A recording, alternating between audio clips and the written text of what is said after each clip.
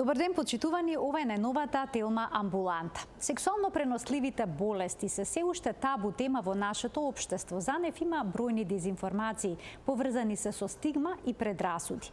Денеска ќе зборуваме за бесплатните тестирања за сексуално преносливи болести, како што е инфекцијата со ХИВ. Гостинка во студиото ни е примариус доктор Милена Стевановиќ, инфектолог од Универзитетската клиника за инфектологија. Разговорот следува веднаш по рекламниот блок.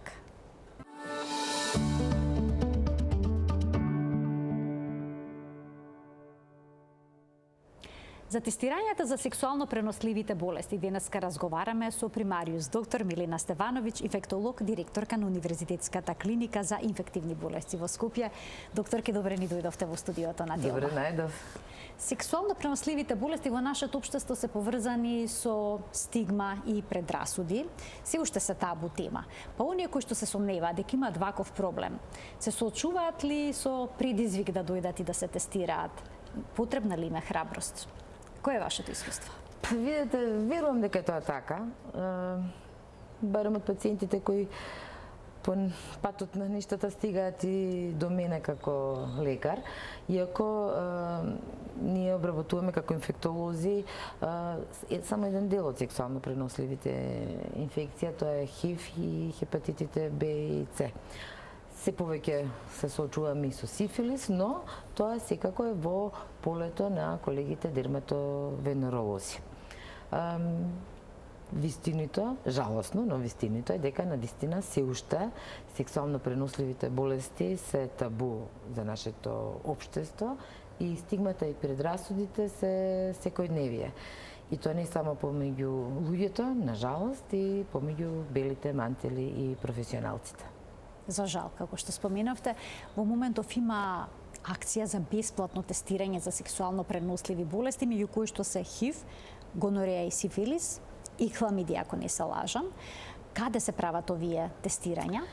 Ова е дел од активностите на превентивната програма на Министерството за здравство за превенција пред се од ХИВ, но направен еден по-целосен панел се невладината граѓанска организација ХЕРА.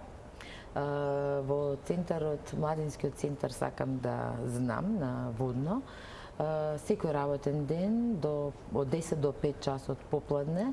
Така, на телефонскиот број 3176-950. Точно, се најавува и се закажува, зависно што се сакат клиентите да тестираат или кој профил на лекар да го видат, дали ќе биде тоа гинеколог, дали ќе биде дерматовенеролог, психолог и така натаму, закажуваат соодветен ден кога тие да дојдат и да се тестираат. Исто така може да подигнат и тестови за ХИВ само тестирање, па да истиот тест го направат и дома. Тоа е една опција која ние веруваме дека ќе успееме да ја направиме многу подостапна помеѓу луѓето, да покрај сите опции што ги даваме за тестирање, имаат и една таква, да земат тест аптека и да тестот си го направат дома. На крајот на крајите имаме доста искуство сега после ковид пандемијата, научивме дома како се прават тестови и веруваме дека на тој начин ќе го направиме подостапно ХИВ тестирањето, што е главна карика во превенцијата на ХИВ. Има ли голем број на новодиагностицирани лица со ХИВ кај нас? Нема голем број на ХИВ диагностицирани лица кај нас.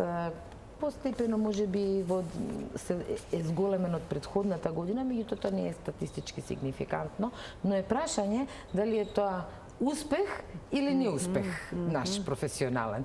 Затоа што ние со навистина целокупниот опфат на сите луѓе кои живеат со ХИВ, нивното редовно контролирање, третирање, континуитетот на терапијата, овозможуваме сериозно намалување на ХИВ инфекцијата, ширење на ХИВ инфекцијата од една страна, од друга страна граѓанскиот сектор со своите активности на тестирање, на посочени највисокоризични популации, делењето на програмите за намалувањето на штетата од користењето на дроги со делењето на чиста опрема, наметнувањето на потребата на тестирање на секој еден, што е во висок ризик. Имаме високо профилирани граѓански организации, како што се, ја спомнавме пред малку Хера, меѓутоа тука е ГАЛ, тука е ХОПС, тука се заедно посилни кои навистина многу посветено работат, како и превентивната програма на Министерството за здравство. Навистина успева да одржи наша држава во онаа група на не така многу земји кои го носат епитетот земји со ниска преваленца на ХИВ, значи со мал број на ХИВ. Но би била посрекна кога во одреден момент и таков континуитет да сите претпоставени луѓе кои имаат може да бидат ХИВ инфицирани ги тестираме за позитивни. Така да тоа ќе значи дека сериозно добро сме ја сработиле работата и секој еден ХИВ инфициран човек навремено, брзо и ефикасно истестиран, поставен на терапија. Кога тоа ќе го успееме, тоа ќе бидеме најуспешни. Тоа значи дека оваа бројка што сега имаме на ХИВ позитивни лица не е реална? Не верувам дека реална, верувам дека има се уште една бројка, која може би таа не е огромна бројка, но дека имаме се уште една бројка на луѓе кои се уште не се свесни за својот ХИВ статус. На која возраст се обично оние кои што имаат? Па неодам направевме некои евалуации на бројките. Од прилика и помеѓу мажите и помеѓу жените возраст е околу 33 години. Се разбира, има многу помлади, како и сериозно постари. Најстарата пациентка ни е околу 87 години. 87 години? Кога всушност таа доби диагноза дека ХИВ позитивна? На касни 50 години ја има добиено инфекцијата, не во нашата држава, но тука е се уште. Што е многу важно, добро здравје, што значи дека денеска оваа диагноза значи дека може да се продолжи со нормален живот, болеста да се стави под контрола, но сето тоа ќе поразговараме во текот на денешната емисија. Ќе започнеме со оние брзи тестови за ХИВ. Дали се прават со венска крв, со капиларна крв, за колку време се добива резултатот? Брзите тестови за ХИВ, како и за се останато, имаат различен начин на изведба.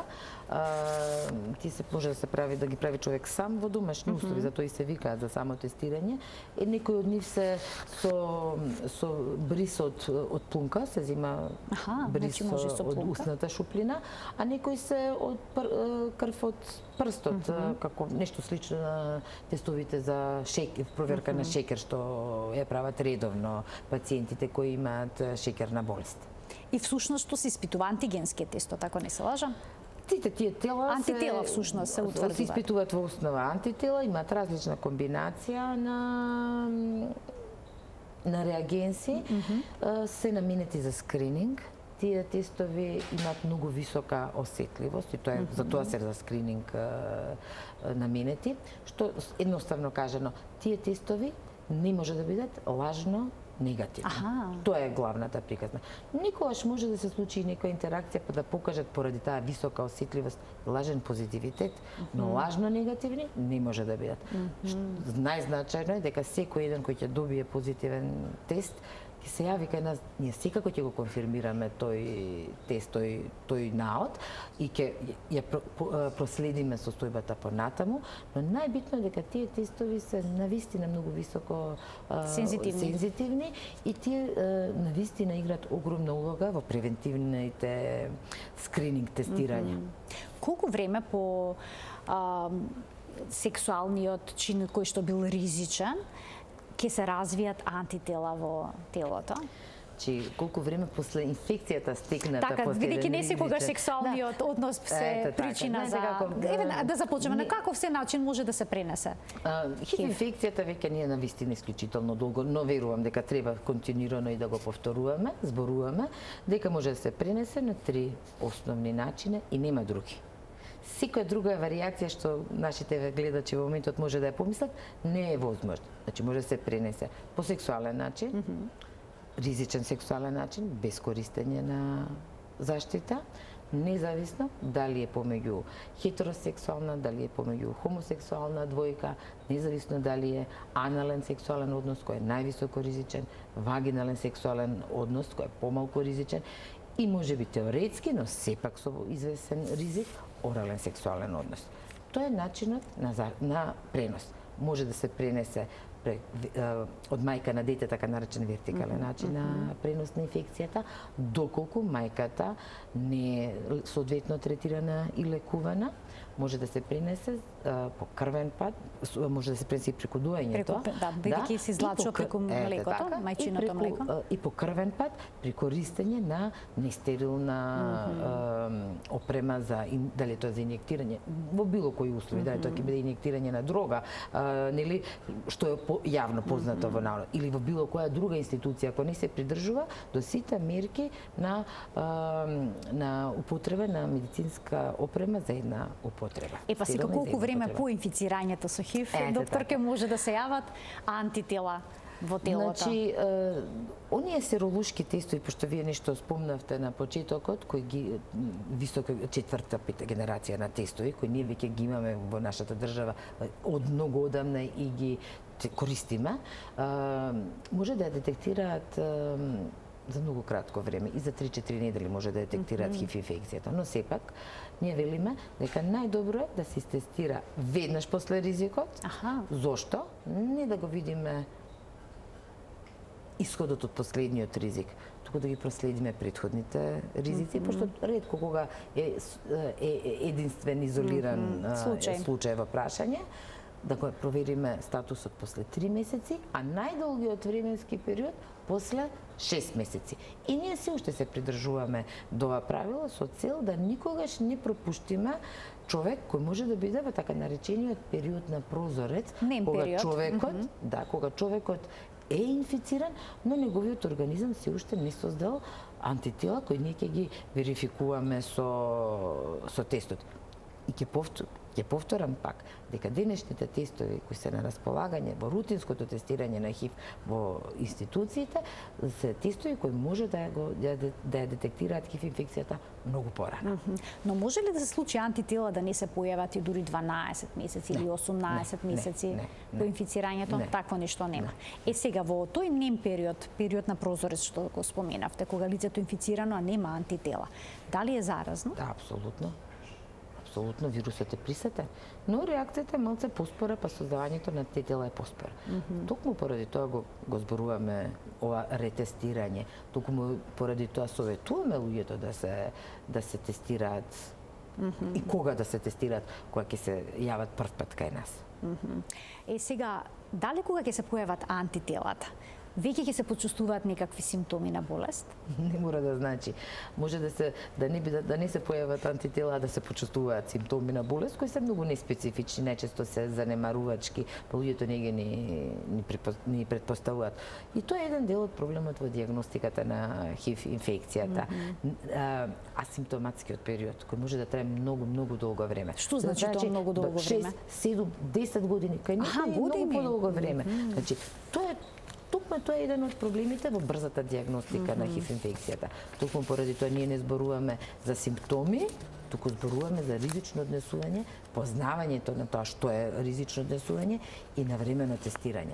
Токму поради тоа даваме широка палета на опции, па и само тестирање по домашни услови, да луѓето ги надминат сите возможни бариери што би можеле да ги имаат, а да го направат тестот. Тестирањето е анонимно, бесплатно.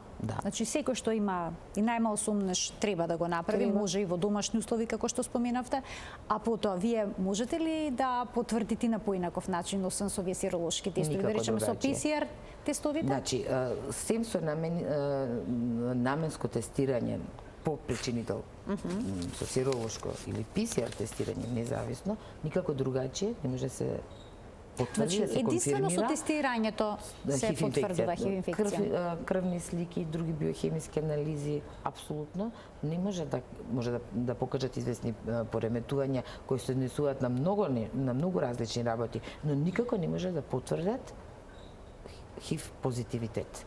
ХИВ позитивитет јасно прецизно се тестира со серолошки или ПСР тестови, небитно, меѓутоа само наменски специфични тестови кои може да ја откријат инфекцијата. Дали ПСР тестирањата даваат можеби побрзи резултати по инфицирањето? Суштината тука не е во брзината. ПСР тестовите се користат за ХИВ инфекција за потврда, да, конфирмација, да, меѓутоа се користат за следење на терапијата. Нивната улога е малце другачија. Целта на ПСР тестовите да ја измериме количината на вирус во крвта. Да поправиме на почетокот, пред отпочнувањето на антиретровирусниот комбиниран третман за ХИВ инфекција и последователно во одредени временски периоди за следење, следејќи ја ефикасноста на терапијата. ПСР тестовите за ХИВ, така наречено вирусно оптеретување, како и CD4 антителата, кои се составен дел од нашиот имунолошки систем, ми се значајни тестови кои следат имунолошката и вирусолошката состојба. Што значи тоа? Како ги даваме лековите? Целта да од високи бројки на ХИВ единки во тестот стигнеме до нула. Тоа не значи дека сме го ерадицирали, исчистили организмот од вирусот. Не, толку многу сме го намалиле неговото размножување, да количината на вирус што ја има присутна во крвта не може да се детектира со оваа високо софистицирана технологија на ПСР и незино тестирање. На друга страна пак, CD4 клетките кои инаку би биле нападнати од вирусот и би биле уништувани додека вирусот се размножува во нашиот организам, нема кој да ги уништува и нивната бројка, нивното создавање на цели функционални CD4 клетки расте. Тоа значи дека нашиот имунитет расте. Поради тоа е успешен третманот. Имаме ниска супримирана виремија, која возможува здравје од една страна, но и оневозможува пренос на инфекцијата на некој друг човек и од друга страна висок имунитет. Па заради тоа и велиме дека животниот век на луѓето кои живеат со ХИВ е практично изедначен со популацијата која не е ХИВ инфицирана. Дали е важно оваа терапија да се земе што порано, антивирусна терапија за ХИВ? Препораката е позитивен тест и веднаш терапија. А веднаш се дава терапија? И веднаш терапија. И ние веднаш ја даваме. Кај нас помалку од недела дена треба за да некојаш и веднаш, зависно како се погодиле одредени тестирања, да почнеме терапијата кај пациентите. Има ли ефикасност ако болеста веќе се развила? Има ефикасност, но е потешко опоравувањето на пациентот, потешко е опоравувањето на имунолошкиот систем, а секако дека има ефикасност. Сем кога е навистина предоцна. Што значи да е предоцна? Кога е комплетно изгубен имунолошкиот систем, кога се јавиле многу опортунистички инфекции кои се јавиле во тешки клинички форми токму поради уништениот имунитет, поради појава на ХИВ асоцирани или поврзани малигни болести, тогаш е навистина исклучително тешко. Имате пациенти кои што се уште се буваат волку доцна? Нажалост, да. Или кај кои што сосема случајно се диагностицира болеста, се лекува пациентот за нешто друго, па како последно на списокот е ХИВ? Нажалост, да. Се случува да реагираат пациентите зошто се тестирани за ХИВ без нивно прашање? Постои се уште таа... Има такви реакции, но знаете како јас не сум поборник на такво диво тестирање, иако тоа многу често се случува. И да речем дигнав раце таа борба дека со пациентите треба да се разговара. Од принцип зошто треба да се разговара и зошто треба да им се објасни, не ми е толку значаен дека може некој да го одбие тестирањето. Мене никош не ми се случило да одбие пациент тестирање за ХИВ, може би еднашка, но за кратко време сам се врати пациентот за тестирање, да се процени баш ризикот од тој период на прозорец. Но настрана е и тоа. Во рете се тестира пред хируршки интервенции, се тестира пред породување, пред гинеколошки интервенции, се рутински се тестира при интервенции на инвитро. Некојаш колегите им е мисля дека некојаш често пати колегите размислуваат дека ќе ги поштедат пациентите додека биде резултатот на тестот и тоа се зема во обзир, но страшно е кога ќе се добие ХИВ позитивен тест да се одбие пациентот од интервенцијата за која бил планиран. Тоа е неприфатливо. И да прифатиме тестирање без информација, ама никако не можам да прифатам одбивање на пациент со процедура поради која бил ХИВ тестиран. Може нормално да се изведе денеска во денешни услови таква процедура кај пациент кој што не е на антивирусна терапија? Видите, да ви кажам, секој има право на здравствена заштита и третман. Во однос на неговото здравје, бидејќи имунолошки е нарушено неговото здравје. Работа на имунолошкото здравје. Лекување мора да има, а на крајот на кривите има и мултидисциплинарен пристап на третман. Не сме ниту еден пациент да се одбие за здравствена интервенција. Докторите се плашат зависно да не се заразат? Поради ХИВ статус. Па да, нажалост, си уште имаме страф, а стравот е последица на сериозно незнаење. На дезинформација. И на тоа. Кога ќе добие пациент ХИВ позитивен резултат, како му го соопштувате? Вие очекувате некоја драма тука да ви раскажам како им го соопштуваме. Не е нормално како што соопштувате на некого дека има дијабет. Како што соопштувате на некому дека има инфекција на мочните патишта. На интернет има цели текстови за тоа како се соопштува кај пациент. Значи, знаете како? Па, може би искуството, може да годините, може би не знам што се. ХИВ инфекција е состојба хронична денеска. Од нејзе не сме да се прави драма во ниеден услов, ниту еден здравствен работник. Имате ХИВ инфекција, денеска имаме лекови за третирање, проблемот се решава. Почнуваме со основните информации за ХИВ инфекција, за човекот да се осеќа безбедно, да не се грижи за своето семејство околу, велиме одма, тој и тој мора да се тестира поради известен ризик, се реализира тестирање, се става животот во функција и нормална. И требаат неколку месеци по континуирана, почеста контрола, следење дека човекот научи да живее со една нова инфекција која ќе биде негова хронична состојба. Како што колегите ендокринолози ги учат дијабетичарите како почнува да се храни, како да се контролира, што значи хипогликемија, што значи ние ги учиме една друг тип на редовност во животот. И животот и квалитетот на животот не сме да се наруши и да се изгуби. Назад не можете да вратите. Можете само напред да одите. А животот напред мора, па посебно за млади луѓе, мора да го има квалитетот на живот. Што значи тоа? Дека не треба да се направи разлика. Плановите за перспектива мора да останат и да се реализираат. Не само што ќе останат, него мора да се реализираат. Така да може ве разочарав со одговорот како јас ке соопштувам ХИВ позитивен тест. ХИВ тестот не сме да биде драма. Значи ние сите мораме да го имаме на ум и најобична клиничка слика, ако си го познавате пациентот, може да биде клиничка слика на ХИВ инфекција и не сме да биде проблем нити да се препорача, нити да се спроведе ХИВ тестирање. Нема потреба веќе за тоа. Предолго време во медицината е присутна ХИВ инфекцијата. Мислам дека после повеќе 40 години бавење со на здравствените системи со ХИВ инфекција, веројатно еден од најбрзите развои за диагностика како и за третман не постигна токму во ова поле, не смееме да ги драматизираме работите. ХИВ тест е тест како и секој остана тест. ХИВ инфекција и состојба на хронична болест како и многу други. И ние мораме да одиме понатаму.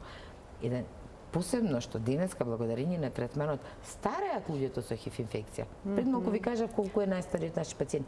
Па таа пациентка има повеќе мака од покачен притисок, од холестерол, од реуматски болести, старачки. Тоа ослабува срце и така натаму. Поише мака од тоа, отколку од самата од самата ХИВ инфекција. Затоа ви велам, мултидисциплинарниот пристап е исклучителен, но битен во третманот на ХИВ инфекција. Така, значи ХИВ инфекцијата повеќе не е смртна пресуда како што било во 80-тите години кога е откриен вирусот. Денеска се третира со таблетарна терапија. Како се зема таа терапија? И ве споменавте како што се зема инсулин. Како и секоја друга таблета. Значи се зема редовно, но не сме да се прескокне. Не. Ние инструкциите за земењето на третманот се многу прецизни. Денеска има се повеќе опции да биде поедноставен тој третман, да не биде 5 таблети, да не биде 3 пати во денот, да биде една таблета еднаш во денот, да биде полесно да се зема, пошто не е едноставно, знаете како, едно апче за притисок ќе прерипата, па може ќе се подкачи притисокот, може би и нема, ама следното веќе ќе стави под контрола работата. Малце поспецифично со антиретровирусната терапија, затоа што битката со вирусот може да биде и навистина многу тешка, во смисол на моќта на вирусот да стекне отпорност кон лековите. Несоодветното зимање, неправилното, намалувањето на дозите, прерипувањето на дозите возможуваат на вирусот простор да ја исправи главата, па да ги надмине препреките што му ги поставуваме во неговиот развој. И тоа е нешто што не сакаме да се случи. Ќе се случи со текот на времето, порано, подоцна. Поради тоа имаме друга опција на третман која ќе го притисне повторно неговото размножување. Се разбира, тоа не се случува со едно пропуштање на терапијата, но на вистина што построго се држиме до препораките дадени за третман, тоа е поефикасен и подолгорочен третманов. Докторке, може сите пациенти да ја истолерираат терапијата? Има некои кои што чувствуваат гадење, па секако дека има несакани ефекти. Па вие земете витамин С, пиете секој ден, па ќе ве прашам како ќе се чувствувате. Да почнеме со желудникот, така? Значи, се нешто може да има несакан ефект, апсолутно. И ние се трудиме да ги олесниме тие тегоби на пациентите, затоа што повторно ќе речем третманот е доживотен. И тој треба да се издржи. Колку полесно ќе ви биде земањето на лекувањето, толку повеќе ќе бидете педантни и послушни во земањето на терапијата. И затоа се трудиме да ги олесниме овие несакани ефекти. Некогаш е неопходна на промена на терапијата, поради да речам појава на одредени и психолошки потешкоти, на нервоза, на лош сон, на лоши соништа. Знаете, не е така едноставно. И кај пациенти кои така реагираат, а ние знаеме дека може така да реагираат на одредени лекови или континуирани гадења, течни столици. Третманите се се пософистицирани, но возможни се вакви несакани ефекти. И кога тие не може да се надминат, не се повлекуваат, ние апсолутно го менуваме комбинацијата и обезбедуваме нов третман на пациентот. Споменавте дека квалитетот на живот и нивната долговечност е треба квалитетот на живот да остане ист и долговечноста е од прилика должината на животот е како кај нормално кај здравите луѓе, сакам да кажам, не инфицираните. Пошто не знаеме колку се здрави или се болни од нешто друго, кај луѓето кои не се ХИВ инфицирани. Кај луѓето што не се инфицирани, но дали тоа значи дека ќе може да имаат и свое потомство? Се разбира, дали може жена инфицирана со ХИВ да роди дете? Дали може партнерот доколку инфициран да има дете? Значи, апсолутно дека може. Ние овие разговори сме ги правиле повеќе пати. Ние веќе си имаме наши мали веќе, не се више новородени, се мали деца на наши пациенти. Нивните мајки се ХИВ позитивни, но благодарение на третманот кој ги прави недетектибилни, односно толку е ниско вирусното присутноста на вирусот во крвта, ја спречува можноста за пренос на ХИВ инфекцијата на новороденото. Како и денеска паровите кои се ХИВ инфицирани, па и тогаш кога само едниот од партнерите, односно да кажам мажот е инфициран, не жената, зачнувањето на децата оди по природен пат, а не со процедури на инвитро како порано. Токму поради недетектибилност, односно успешниот третман. Пациентите кои се на терапија не се ризик и со успешен третман не се ризик за пренос на инфекцијата. Понекогаш можеме да прочитаме дека некој пациент ја победил инфекцијата и сега е сосема здрав. Тоа ретко го прочитувате, не можете баш така често да го прочитувате. Затоа реков понекогаш има тие текстови кои што... Тоа е многу ретко и уште едно големо знак прашање. Тоа е случаен еден наод кој е исклучително високо ризичен третман на акутна хематолошка малигна болест, кој сам по себе е многу агресивен и ризичен по животот, но е шанса, па на таков начин овој пациент успева да го победи вирусот. Таков имавме еден случај, па уште еден, меѓутоа да тоа не сме сигурни, да тоа не може да биде начин за третман. Токму поради високиот ризик, исклучително мал бројот на луѓе кои го преживуваат самата интервенција. А вака пациентот со редовниот рутински комбиниран антиретровирусен третман доживува апсолутно возраст и век со добар квалитет на живот. Антивирусната терапија која што се антиретровирусна терапија која што се прима може ли да биде комбинирана со некоја друга антивирусна терапија? Може да биде комбинирана со многу терапии, но со некои не смее да биде комбинирана. И тоа е нешто што ние многу сериозно го следиме при отпочнување на било каков дополнителен третман кај нашите пациенти. Се разбира дека може, но може и да има интеракции, па да мора да биде адаптирана дозата за некои лекови, а за некои лекови апсолутно да не смеат да се дадат заедно. Што е со вакцината против ХИВ? Против ХИВ, ја мислев ќе ме прашате за лекувањето? За вакцините кај пациентите со ХИВ. Не, не како се уште немаме вакцина која може да делува да има својата функција на заштита од ХИВ. Тоа е наједноставниот одговор. Долго време се работи, долго време имаме падови и успони во идејата за создавање на една ефикасна вакцина, но научниот свет се уште нема едно такво дело со кое може да се пофали, а тоа е превентивна вакцина од ХИВ.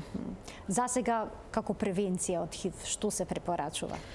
Видете, старите алатки за превенција се тие... Се остануваат. Значи, добра информираност и знаење, намалување на високоризичното однесување, користење на кондоми, женски, машки, соодветни, како сите оние лекции што сме ги зборувале, но навременото откривање на ХИВ статусот, лекувањето е најуспешната превентивна мерка. Медикаментозната превенција, она така наречен предекспозициона профилакса, на луѓето кои живеат во континуиран ризик, е исклучително успешна денеска и е причина за сериозно намалување до исклучување на појава на нови ХИВ инфицирани пациенти. Значи, тестирањето да се спроведува и понатаму редовно.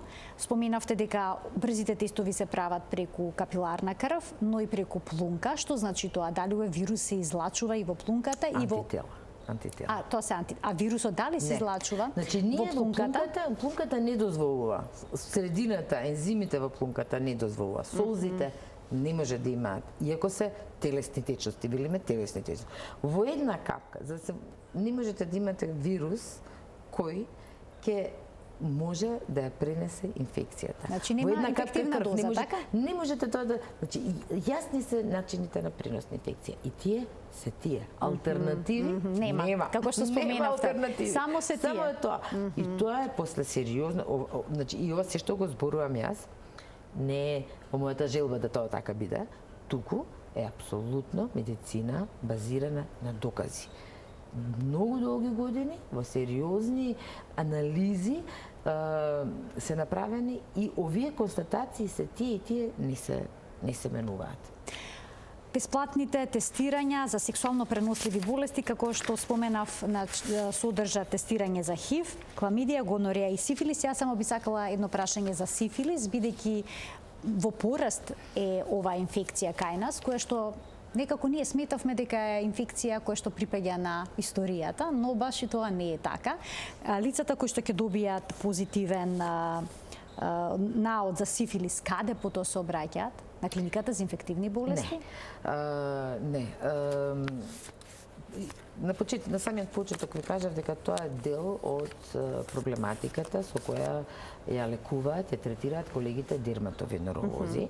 Ние внесуваме со тоа е искуството во амбулантата што го имате и ние сме согледале дека почесто препознаваме симптоми и сме почнали многу поинтензивно да тестираме. Од тука и наметнување на потребата дека пошироко треба да се прават овие тестови и да се размислува. За ни затоа што сифилисот точно дека се лекува со антибиотики брзо и ефикасно, меѓутоа е точно и дека може да направи сериозни здравствени компликации ако не се лекува навреме, ако не се лекува како што треба. Па колегите дерматолози навистина многу сериозно ја прифаќаат својата обврска за третмент и за следење на не само на сифилис, туку и на гонореја и така натаму. За хепатитисот во некоја друга пригода. Бидејќи немаме простор во денешната Телма амбуланта, доктор Милина, ви благодарам многу за вашето гостување во емисијата. Ми беше задоволство. Секогаш кога треба да се правилно информираат гледачите за да го заштитат своето здравје. Така, секогаш е клучни точните информации, а во морето дезинформации мора да исплива она што е точно и да се информираме како што треба. Ви благодарам уште еднаш за гостувањето. Почитувани, ова беше се во денешната Телма амбуланта. Ви благодарам за вниманието со кое што не следевте. Ви посакувам пријатен ден.